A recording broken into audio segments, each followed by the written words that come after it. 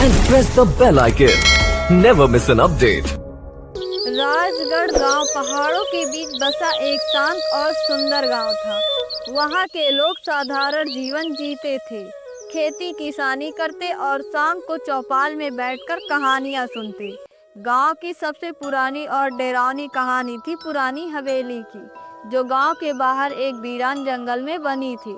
कहते थे वहां एक समय पर एक तांत्रिक रहा करता था, जिसकी आत्मा आज भी वहां भटकती है। लेकिन ये सब बातें अब सिर्फ कहानियां लगती थी। गांव के युवा इन बातों को अंधविश्वास मानते थे, लेकिन बुजुर्ग आज भी शाम के बाद उस दिशा में जाने से डरते थे। एक रात गांव में कुछ अजीब हुआ। रात के तीसरे पहर अचानक गांव के कुत्ते भौंकने लगे। फिर हवेली की ओर से एक तेज चीख सुनाई दी, जैसे कोई औरत दर्द से चीख रही हो। गांव के कुछ लोगों ने यह आवाज सुनी, लेकिन डर के मारे कोई बाहर नहीं निकला। सुबह गांव में यह खबर आग की तरह फैल गई। हर चौपाल, हर कुएं पर उसी के बारे में बात कर रहे थे। शायद कोई जानवर होगा। नहीं, मैंने साफ सुना था, वो औरत की चीख थी। क्या फिर से हवेली में कुछ हो रहा है? गांव के प्रधान हरिनाथ जी ने सबको समझाया कि घबराने की कोई बात नहीं है, लेकिन अंदर ही अंदर वो भी परेशान हो गए।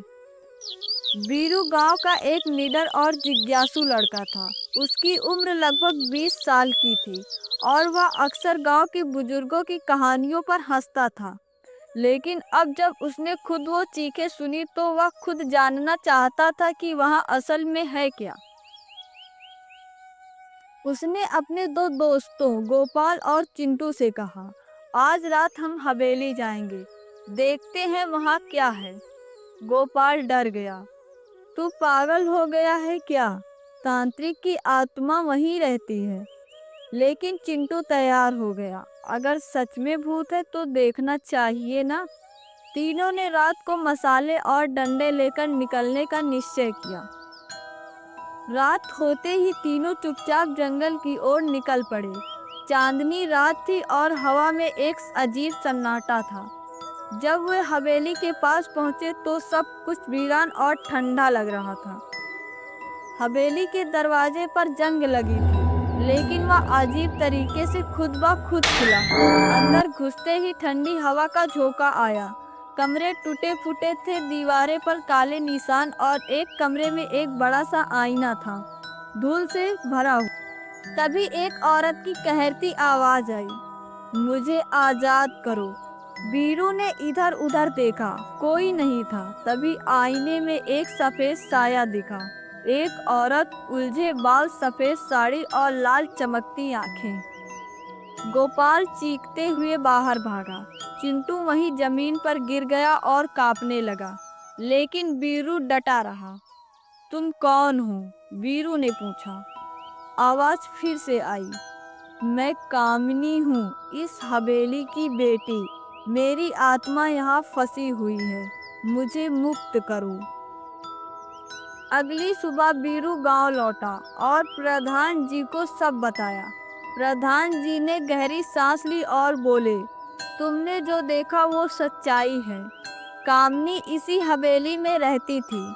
उसका पिता एक तांत्रिक था, जिसने उसे अपनी तांत्रिक शक्तियों के लिए बलि चढ़ा दिया। तब से उसकी आत्मा वहीं कैद है। बीरू ने कहा, हमें उसकी आत्मा को मुक्त करना होगा। गांव के एक बूढ़े साधु, जिन्हें लोग बाबा बलराम कहते थे, उन्हें बुलाया गया। बाबा ने बताया कि आत्मा को मुक्त करने के लिए उस हवेली में पूजा करनी होगी और तांत्रिक की अस्थियों को पवित्र जल में प्रवाहित करना होगा। अगली रात बाबा बलराम, बीरू, चिंटू और गांव के कुछ बहादुर लोग हवेली की ओर बढ़े।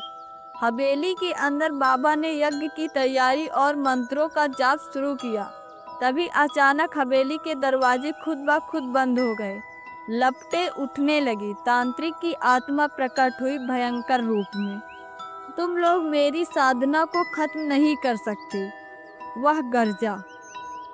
लेकिन बाबा बलराम डटे रहे। तेरी शक्तियाँ अब समाप्त हो चुकी हैं। भारी संघर्ष के बाद एक तेज प्रकाश फैला और हवेली हिलने लगी। कामनी की आत्मा मुस्कुराई और कहा, धन्यवाद, मुझे मुक्ति मिल गई। और फिर सब शांत हो गया। अगले दिन गांव की सुबह जैसे किसी नए जीवन से भरी हुई थी। हवेली की ओर से अब कोई चीख नहीं आती थी।